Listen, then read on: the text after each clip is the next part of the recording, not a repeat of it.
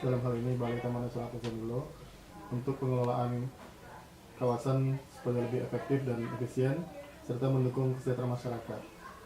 Pesonilo itu taman nasional, Pak.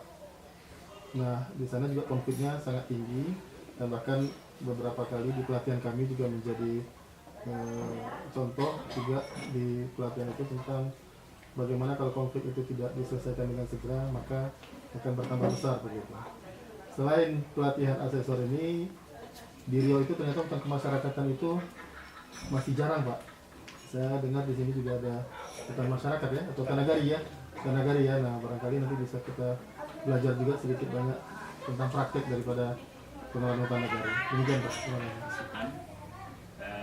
Setelah ini kita akan ada ke posko yang telah kami siapkan. Setelah itu kita akan ke penginapan yang telah kami sediakan.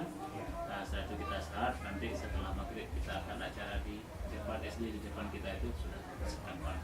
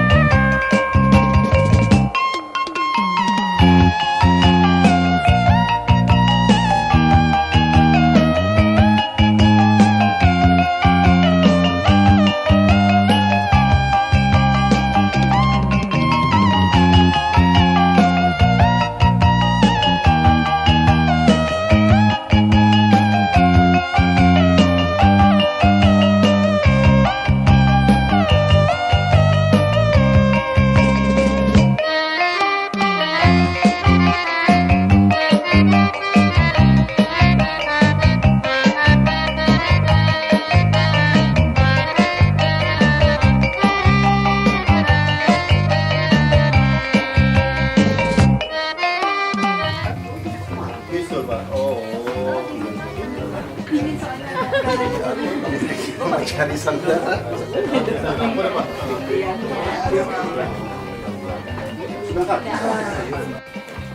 Kemarin apa Ridwan? Adek nonton tadi sini. Adek gua lebih nonton adek.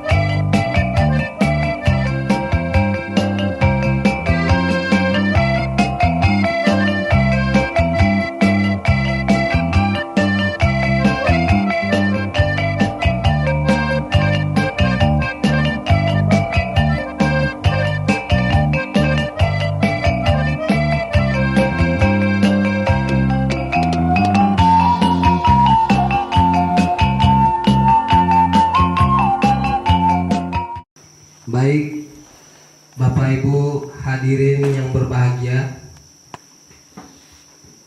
untuk mengawali acara kita pada malam hari ini, marilah sama-sama kita mulai dengan membacakan basmalah.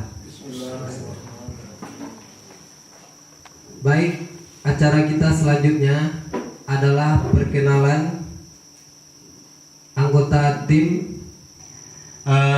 Di sini kami sampaikan bahwa nanti tentu kita akan melakukan dialog, akan melakukan diskusi tentang khusus kita Sirukam bagaimana hal-hal yang telah terjadi kita dengan dusana kita di negara sebelah.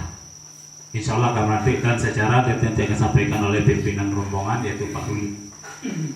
Pada kesempatan ini kami perkenalkan kepada kita bersama. Hadir bersama kami dimulai dari Bapak Heri Santoso, beliau di belakang, diwarisi sekarang beliau juga sudah jadi UNDP. Sebelah Pak Rahmat Pak kami belum hafal banget. Pak Ari juga dari UNDP ya Pak. Kemudian dari depan Ibu Tirza Karol dari KLHK, Saudara Arifin Ma'ruf dari Jogja, Saudara Nafitri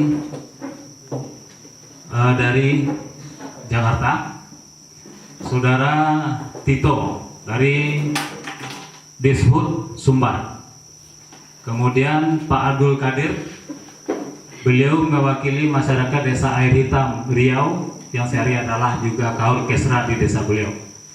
Kemudian Pak M. Arifin Sinaga,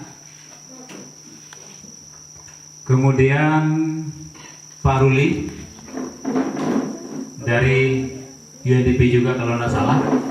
Kemudian beliau Pak Tony, Assalamualaikum warahmatullahi wabarakatuh. ya beliau Yayasan Tesonilo Pekanbaru. Kemudian beliau Pak Rio, Waalaikumsalam, beliau dari Padang KPHL Bukit Barisan. Kalau kami sendiri alhamdulillah sudah mewakili kepada kedua kelompok. Kami saya Bandaro adalah Ketua Kanserukam. Sebelah beliau Bapak Dan Ramil yang mewakili Ramil. Sebelah Pak Ruli Bapak Dul Marno Raja Aceh, Ketua Badan Musyawarah Nagari atau secara nasional adalah Ketua Badan Perwakilan Desa.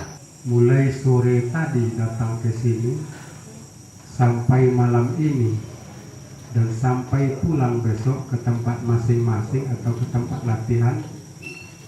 Andaikan ada kekilapan dan kekurangan masyarakat di sini atau kamilah yang menunggu di sini menanti di sini, kami terlebih dahulu minta maaf yang sebesar-besarnya.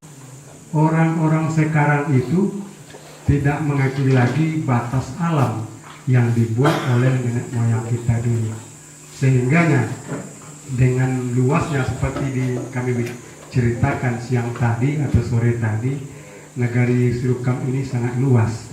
Sementara masyarakat di negari lain lahannya cukup kecil atau sedikit gitu.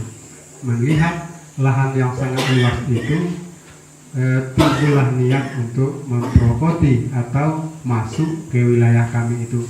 Ya, Serukam ini tanahnya subur, tanamannya dari ketinggian 600 sampai 1400, apa saja tanaman itu bisa hidup dan subur di negeri Serukam ini. Makanya bagi negeri-negeri lain itu seolah-olah dia melihat sambal asam pedas gitu. Jadi tapi saleroya. Oke.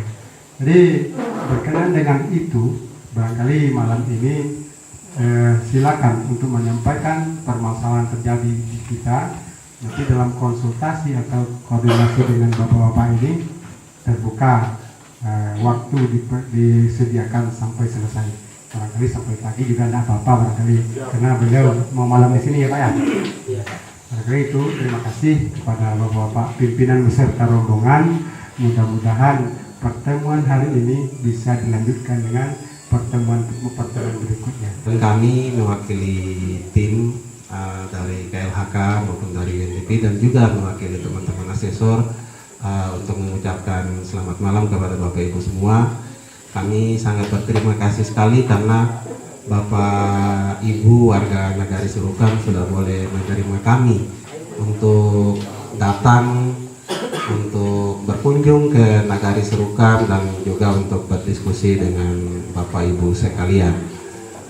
Kedatangan kami kemarin memang merupakan bagian yang tidak terpisah dari kegiatan pelatihan asesor penanganan konflik tenurial dan hutan adat yang diselenggarakan oleh Kementerian Lingkungan Hidup dan Kehutanan dan bekerjasama dengan UNDP.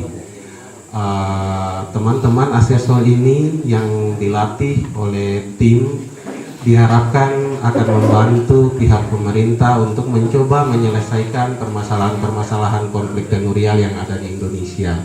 Makanya mereka dilatih untuk menjadi asesor mereka akan mencoba untuk melakukan pemetaan. Mereka akan memetakan kira-kira masalah-masalah apa saja yang terjadi, yang menjadi masalah di kawasan Tenurial. Nah, hasil salah satu yang kemudian disepakati bahwa teman-teman ketika menerima pelatihan, teman-teman akan melakukan praktek. Kemudian Nagari Sirukam seperti tadi Pak Butiar bilang, Nagari Sirukam juga Nagari Supayang dan Nagari Sungai Buluh dipilih menjadi tempat bagi teman-teman peserta ini untuk praktek. Kehadiran teman-teman di sini mencoba untuk membantu bapak-bapak mendiskusikan masalah-masalah yang selama ini terjadi di wilayah Nagari Sirukam ini, dan harapannya lewat hasil diskusi ini semua permasalahan bisa dibicarakan. Kemudian mungkin dari hasil diskusi ini teman-teman mungkin akan bisa mencoba untuk meneruskan hasil pembicaraan malam ini kepada pihak-pihak yang nantinya menurut teman-teman dan juga mungkin menurut nanti hasil rekomendasi Bapak Ibu sekalian bisa menindaklanjuti hasil pertemuan kita malam ini. Pemelihara siamang, Kawet ya, Yayasan Kawet, penangkar siamang. Jadi rupanya Yayasan Kelawet ini juga mengambil lokasi yang diambil oleh PT Pratama Supayang Sangit dulu. Nah, jadi karena dimulai kegiatan, tentu kami juga orang berkegiatan, kami juga ada reaksi gitu. Nah, sehingga ada lagi tim yang memeriksa ke lokasi yang masih dikuasai sampai seperti peta yang kami lihatkan tadi. Nah, kami masyarakat kami yang merasa dirugikan, kemudian juga melakukan kegiatan di sana, karena sebelumnya ada juga ladang beliau sana atau kebun beliau dipelihara lagi. Nah, datanglah surat gugatan dari Wali Nagari Supayang, tapi saat itu gugatannya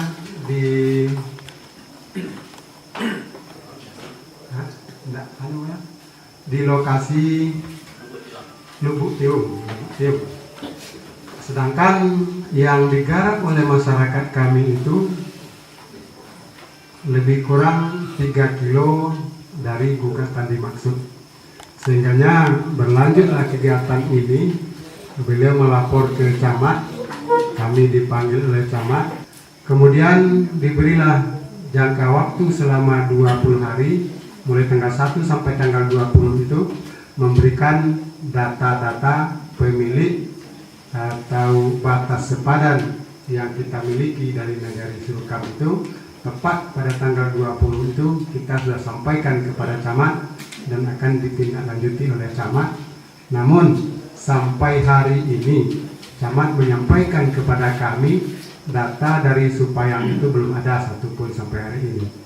Kami menyampaikan ke camat itu, kalau menurut kami mana bisa Supayang memberikan data saat itu, karena yang memiliki lokasi yang diklaim itu adalah Sirukam. Nah, itu kami sampaikan ke camat. Sampai hari kemarin kami juga menelpon camat tentang itu. Camat juga mengatakan belum ada satupun data dari Supayang. Jadi kami punya data, punya pemilik, punya keterangan batas sepadan. Beliau masuk ke daerah kami itu tidak tahu pemiliknya, bahkan sudah hampir 1,5 bulan lebih, sampai saat ini belum juga ada pemiliknya lagi. Jadi kalau kami bercerita soal itu, ini tidak ada punya beliau dari Supayang, berarti punya Nagari Sirukam. Untuk penghormatan kita sampaikan tertumpahkan saja kepada Bapak Wali yang telah menyampaikan penghormatan. Jadi kami ingin menambahkan dari kronologis kejadian perampasan sebahagian wilayah negari kami oleh negari tetangga negari Supayang. Jadi di tahun 2007 tersebut ada program katakanlah dari PT Pratama, secara kita katakanlah masyarakat tentu tahu bahwasanya program-program dari pemerintah pusat maupun provinsi maupun kabupaten ada dalam beberapa kegiatan seperti kredit, penanaman modal untuk katakanlah pengembangan kopi. Jadi berdasarkan katakanlah orang-orang pintar tahu dengan hal seperti itu, dikejarlah lokasi. Sehingganya lokasi yang dipetakan 1.400 hektar telah terbawa lebih kurang 400 hektar lahan atau wilayah nagari kami Serukam. Sebenarnya kami memasukkan gugatan dan kita pun tahu bahwasanya PT Pratama ini dalam hal menanggapi gugatan tentu dengan bersifat dingin saja. Sebab tujuan utamanya bukan untuk mengembangkan kopi, tapi untuk mengambil kredit dari pemerintah. Kita telah telusuri itu, kita benarkan itu, bahwasanya setelah dapat dia kredit, tanaman kopi yang 1.400 hektar ini tidak jadi dilaksanakan. Dan ini kami sampaikan kepada bapak-bapak dari tamu-tamu kami, baik dari UNDP, asesor dan segala macamnya. Ini bukan hal yang pertama terjadi di negara kami. Sebelumnya tahun-tahun 90-an atau sekitar 80-an terjadi juga hal yang sama. Itu PT namanya Pecah Merah, ya boleh? Alam Permai, Sumber Nusa. Nah, jadi itu area-nya 500 hektar. Jadi waktu itu, nah kan ada pula program dari pemerintah pusat untuk mengeluarkan kredit kepada pihak investor atau pihak penanam modal, sehingganya diolah pula lokasi. Nah, diolah pula lokasi, begitu kredit sampai di tangan investor 100%, lahan tidak digubris lagi, lahan tidak diindahkan lagi. Nah, sehingganya masyarakat yang berakses di sana itu kadang-kadang mana yang hasilnya tanaman masih ada bisa dimanfaatkan oleh masyarakat. Ini yang terjadi di Pratama Supayang. Ini kalau kita tahu itu dibiayai oleh Bank Dunia. Kita tahu bahwasanya niat dari yayasan ini sangat baik, sangat mulia. Kenapa kami sampaikan demikian? Yayasan ini tidak ada penebangan hutan. Tidak ada penebangan hutan, tidak ada penggundulan hutan. Dia cuma memagar, membatang, membuat pagar seluas areal yang disepakati tadi, dengan catatan areal yang dipagar tersebut tidak satu pun yang ditebang. Nah, seperti harapan masyarakat sebenarnya terhadap kalawet ini sangat bagus, karena tidak ada penebangan hutan, tidak ada penggundulan hutan. Tapi yang jadi problem dari areal yang diberikan kepada PT Kalawet tersebut untuk penangkal satwa liar tersebut dijual oleh masyarakat Supayang kepada PT Kalawet ini. Setelah di survei lapangan seperti yang disampaikan Pak Wali tadi, memang telah melewati batas daripada kesepakatan dari pemangku adat dahulunya, lebih kurang 400 hektar. Kami pun menyarankan kepada anak kemenakan kami yang ada di Serukam ini untuk berakses di sana. Bahkan kami suruh untuk membuka lahan peladangan di sana. Kami bikin perjanjian kesepakatan bahwasanya masyarakat Nagari Sukam yang ingin melaksanakan katakan membuka lahan untuk peladangan baru, dipersilahkanlah untuk diarahkan ke areal yang menjadikan konflik tersebut. Baik, assalamualaikum warahmatullahi wabarakatuh. Nah, ini kelihatan bapak-bapak dan kita semuanya semangat juga hari ini. Mohon izin Pak, perkenalkan saya Emi Sinaga, mewakili teman-teman untuk membuka diskusi ini. Tapi dari tadi saya lihat kita tegang semua ini Pak kayaknya. Kayaknya saya harus berpantun dulu kayaknya nih ya. Kesuwok jalan ke Sungayang, menurun jalan ke Sumani. Kok iyo awak urang Minang, bapantun malah agak cek. Ya kan? Lekan naik Pak. Sarancak saleh iko parak indak badasun agak sebuah, sarancak saelo ikolah awak indak babatun agak sebuah. Pandai dari internet ya Pak. Jadi awal saya masuk ke wilayah sini tadi sore itu saya kaget gitu Pak. Kaget melihat warga-warga kita di sini kumisnya tebal-tebal ternyata, terus Pak Walinya juga kumis. Saya teringat bapak saya itu karena kumisnya itu tebal sekali, jadi saya suka stres begitu lihat kumisnya gitu kan. Tapi ternyata setelah dialog tadi di tempat kita istirahat terus di belakang, ternyata orangnya penyayang semua. Alhamdulillah, ternyata sayang semua. Nah, mungkin kembali kepada topik kita.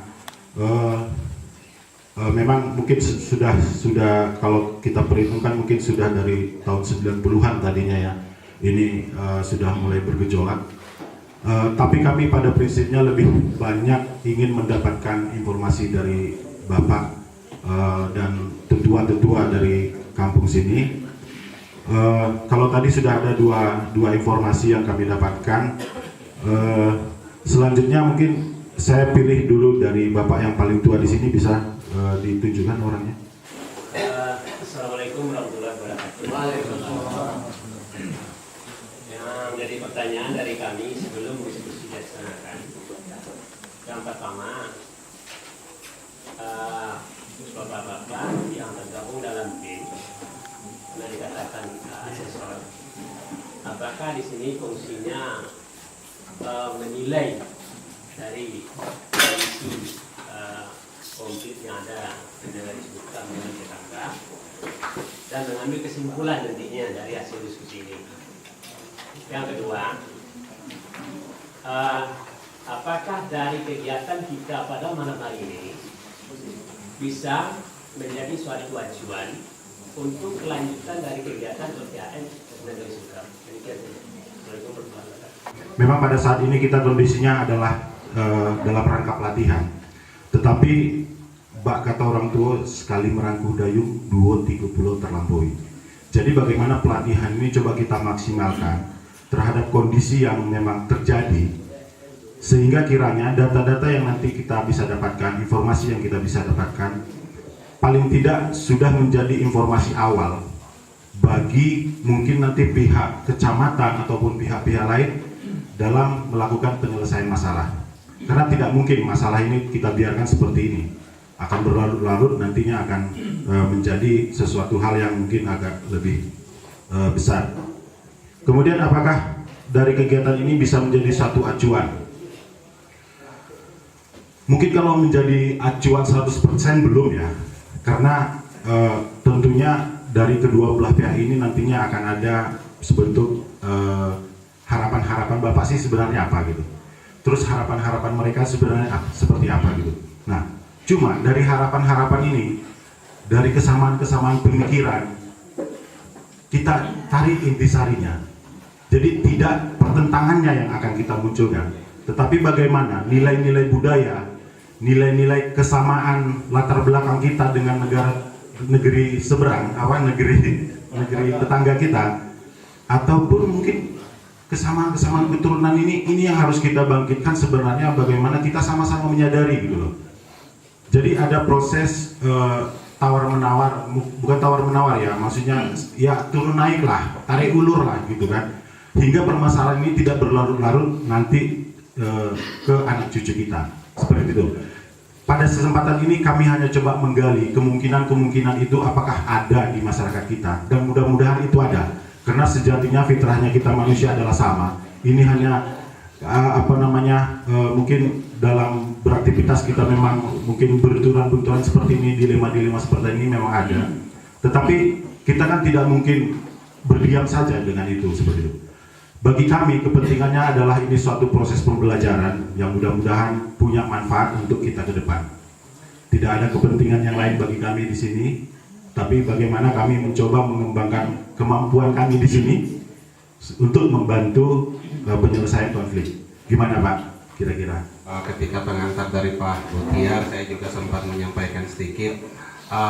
Kami sebenarnya sedang dibagi ke dalam 3 tim. Kami memang juga teman-teman ini sementara berlatih.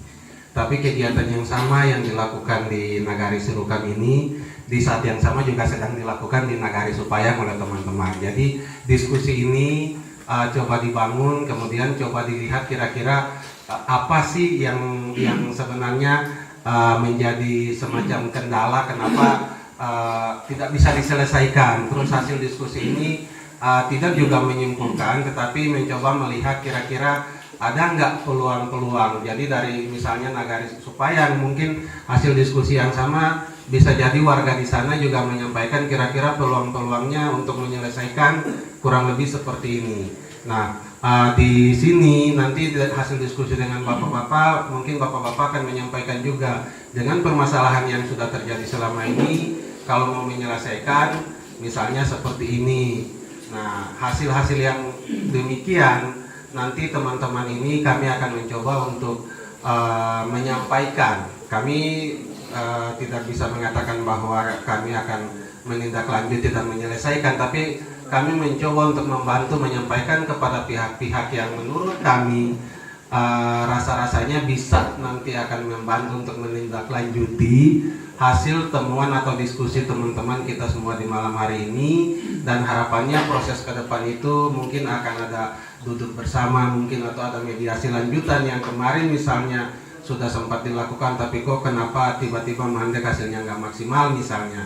Nah, kehadiran di sini memang berdiskusi, mencoba untuk menggali aspirasi dari Bapak Ibu di Nagari Sirukam ini, kenapa masalah ini terjadi, lalu kenapa tidak ada jalan keluarnya sampai sekarang, kesannya buntu atau nggak ada penyelesaian, atau mungkin para pengambil kebijakan misalnya kenapa tidak mencoba untuk menindaklanjuti hasil-hasil yang sudah coba disampaikan atau keluhan yang disampaikan oleh bapak-bapak kemarin dari Nagari Sirukam kepada yang berkepentingan. Mungkin seperti itu, Pak.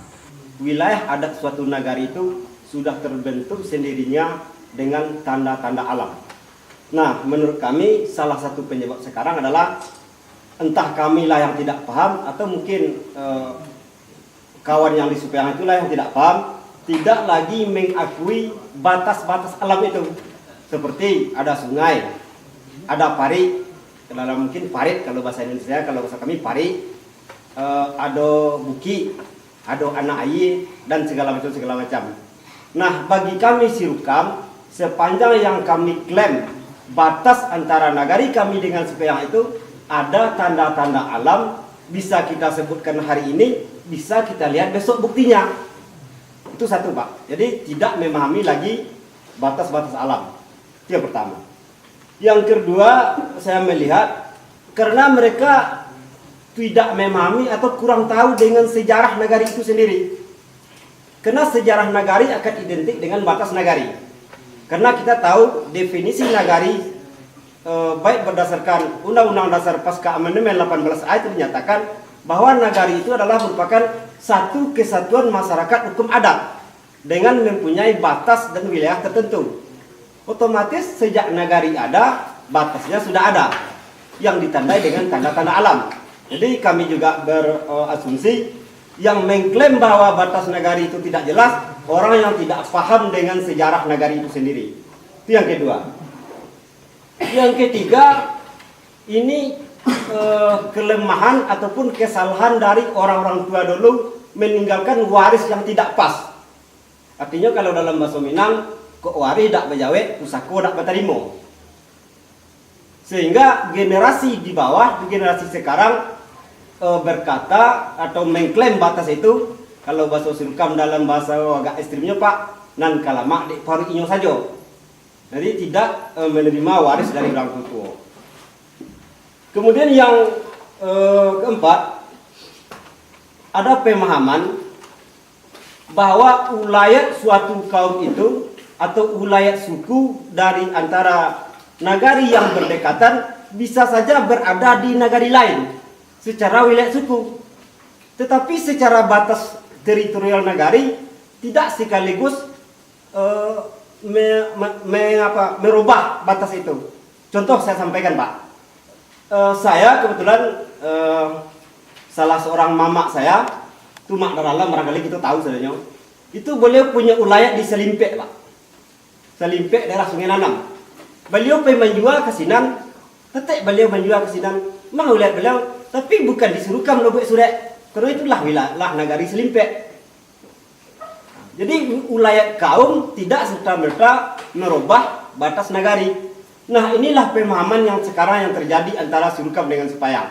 Salah satu contoh, ini kita buka-bukaan aja Pak, karena ini untuk mencari MBO di mana pasnya. Contoh, mama kami yang di Sepayang itu Ransang Maduri, yang telah menjual tanah yang berada di sekitar kawasan Kayu Ambon itu kepada Kalawet. Nah, secara kaum, barangkali memang ada kaitan antara Ransang Maduri itu dengan kaum yang ada di Surukam ini, yang sesama Melayu. Tetapi bukan hak dia sendiri, juga ada hak orang Surukam ini. Tapi itu secara wilayah masuk wilayah nagari Surukam. Secara kaum memang ada hak dia, tetapi bukan hak individu.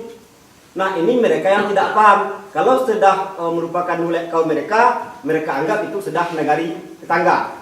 Padahal secara nagari itu masuk ke Surukam.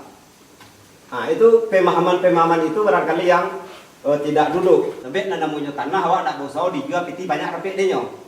Nah, ini salah satu ya menurut saya 1, 2, 3, 4, 5 ada 5 hal yang memicu terjadinya klaim terhadap batas nagari ini. Nah, kemudian jalan keluarnya kalau tadi saya sampaikan masalah, tentu kita juga mengusulkan solusi barangkali. Kalau enggak kan kita menjadi peta buta, berani mengungkapkan masalah tapi tidak mau mencarikan jalan keluarnya. Nah, menurut saya yang pertama, kaum yang berdekatan, yang tinggal berhampiran di batas wilayah itu duduk berokok, artinya bermusyawarah. Barangkali memang ada kaum di sana terlibat, kaum di sini terlibat, tapi secara nagari tidak akan merubah batas status nagari. Itu yang pertama. Yang kedua, bersama-sama kembali memahami, menghayati, dan menggali tentang sejarah nagari kita masing-masing secara adat.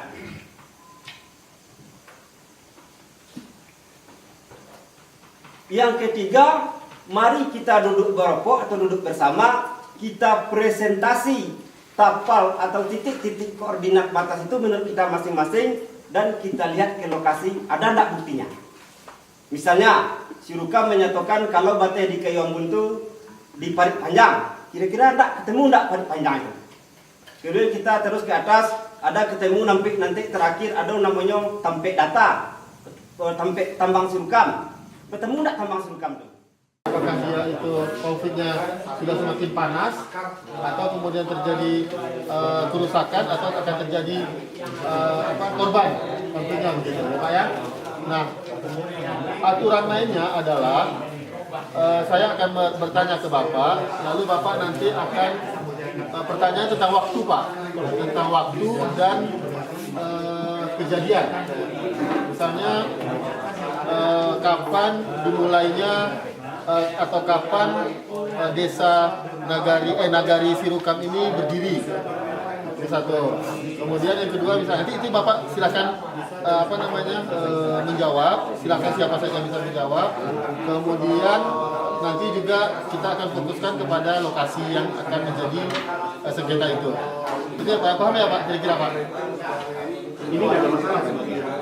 Justru masalah lebih cukup berupa kejadian atau peristiwa-peristiwa yang menimbulkan konflik. Bisa saja suara-suara dari beberapa sekelompok orang atau berupa itu bisa yang menjadikan itu ada 5 tadi di cek ya, tidak dapat. Cuman kami ingin dalam dengan warga tapi di sini nggak ada sungai. Ada pemecahan tersebut. Biasanya kan kalau di desa-desa atau mungkin waktu sebelum kemerdekaan tata batas itu sudah ada. Sekarang pernah tidak dilakukan pembuatan tata batas bersama antara Surukam dan Subayang setelah zaman kemerdekaan? Dibikin oleh oleh nenek moyang kami dahulu itu untuk sebagai tanda batas. Parit itu ada yang murni dari tanah sendiri, ada sebagian yang dikasih batu. Katakan digali dengan tenaga manusia di waktu itu. Ada Ukurannya juga, berapa? bayangkan Pak, untuk yang sudah masuk melakukan sudah ini banyak masyarakat itu. Ini sekarang kan gara-gara itulah yang terjadi. Iya. Waktu itu masih sebelum. nah, itu Pak. Kalau kita simak sejarah Pak, di masa penjajahan Belanda itu namanya kan ada, katakanlah kita dijajah oleh bangsa asing. Untuk pengakuan diakui oleh Belanda itu tersebut bahwasanya ada diakui sebagai katakanlah itu nanti bermakna itu diberikan oleh katakanlah sebagian daripada nenek moyang itu lahan kepada Belanda dan dia diakui sebagai kekalahan.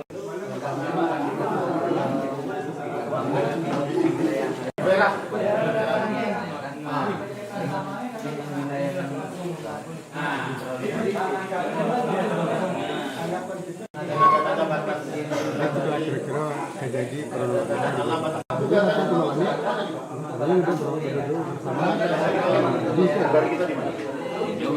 perhitungannya dapat Sampai ke Semarang. Dapat dari mana? Nih. Taruh ini di jalan ke Tinggalura. Nah, biar kasih gambar Pak. Oke. Pojok yang sini.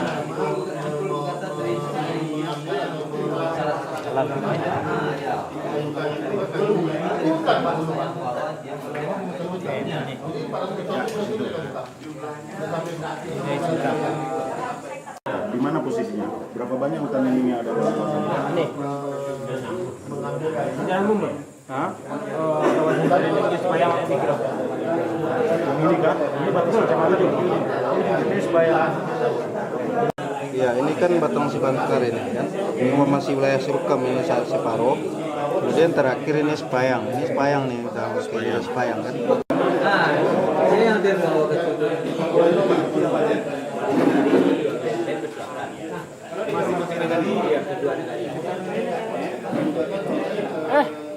Udah nyampe. kalau mau ke sana. Dan tempatnya ada berapa? Biji banyak tuh. Kalau minum kopi. Bagus kayaknya nih. Iya, testimoni. Testimoni. Nih Bang, usahakan kamera. Oke, terima kasih. Jadi pengembalian. Kalau tentu tak mau rugi kan. Oke lah mungkin kalau uangnya dikembalikan. Itu yang paling merisau. Ini lagi kunci saya sampaikan ke Bapak nih. Sebenarnya kaum Ransang Baduri ini orang Surukam ini Pak. Asalnya. Nah, misalnya siapa kawannya Surukam itu Apiles Gindokati itu? Iya benar Pak. Nih, turun pun dengan ini Pak. Nah, harusnya dia kalau memang mau jual, dia bekerja sama ini. Tapi dia buat suratnya di Surukam, ada sepayang. Bisa dia jual ini? Ini nggak ada sepayang. Itu masalahnya. Orangnya ada sesuai Gindokati.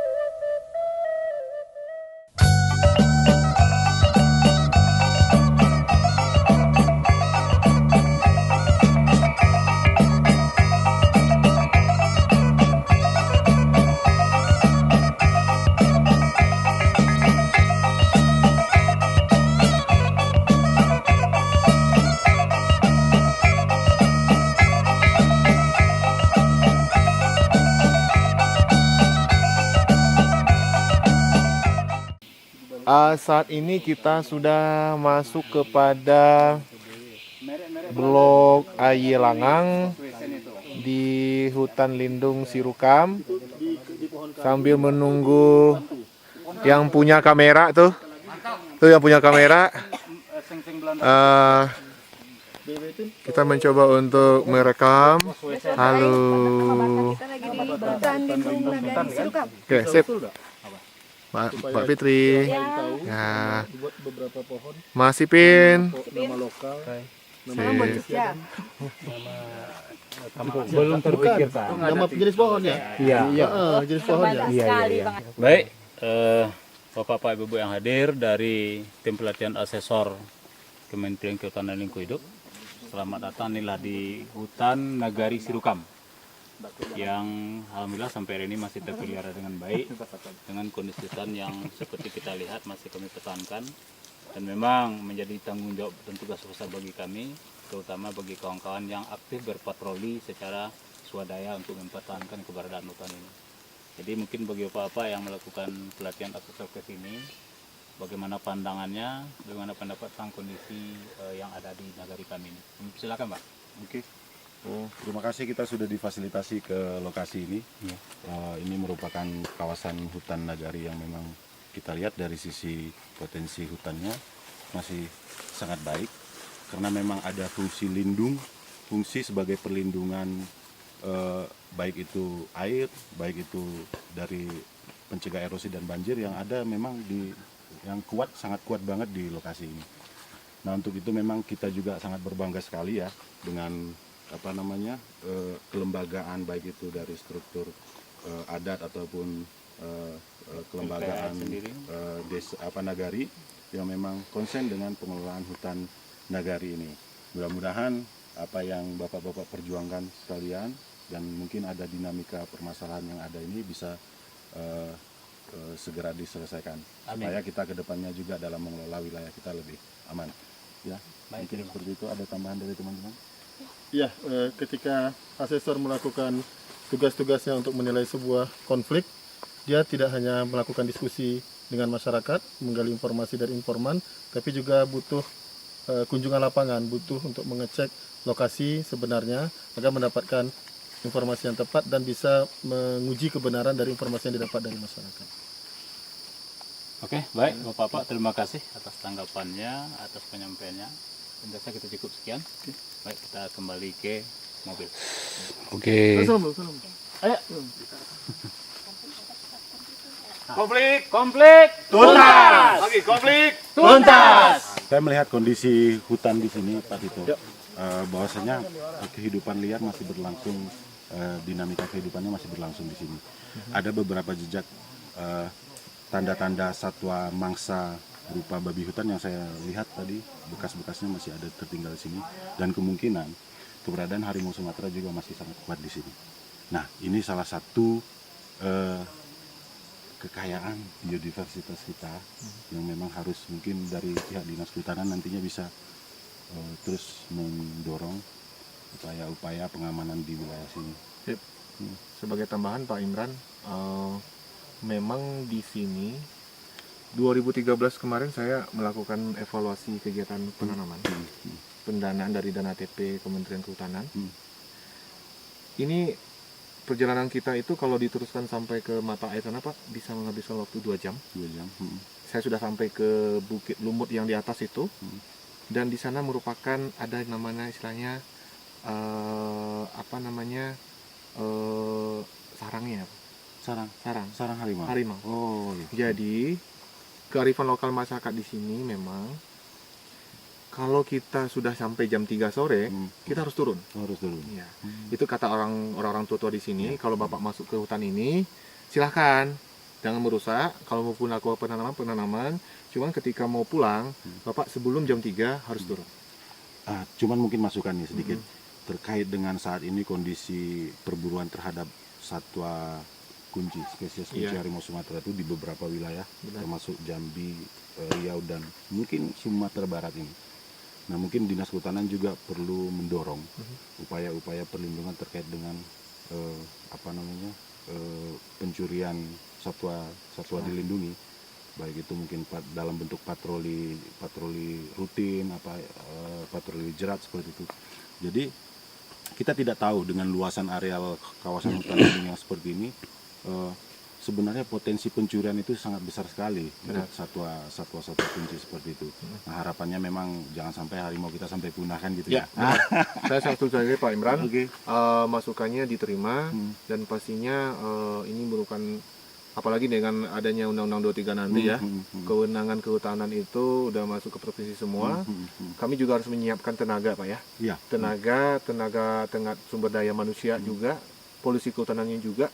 Kemudian harus bekerjasama dengan Balai Konservasi ya, Balai Konservasi, yang lebih paham tentang penanganan satwa dalam memelihara keanekaragaman yang ada di hutan kita ini. Oke. Itu Pak Imran. Ambil jalan kita.